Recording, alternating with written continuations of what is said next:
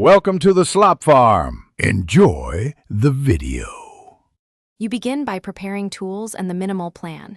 Install PowerPoint 2016 Plus or Microsoft 365 and enable the Developer tab so macros and ActiveX work. Once done, sketch a basic game loop, menu, play, win/lose, and decide input, mouse clicks, arrow keys, or spacebar. Then make a master slide and set a consistent grid so movement and collisions align. Make sure to import images at correct aspect ratio and name shapes logically.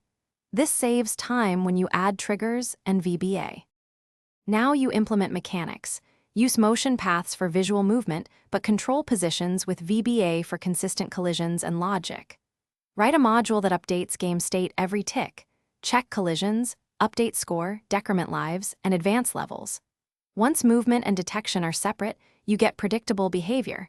Make the tick interval 20-50 milliseconds for smoothness without CPU spikes. Make buttons call macros for start, pause, and restart, and store scores and lives in module-level variables, so screens update reliably.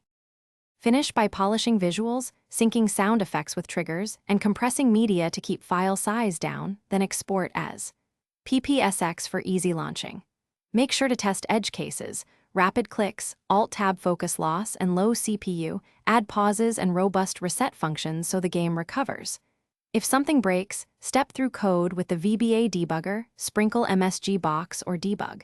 Print statements to inspect values, and restore from incremental backups.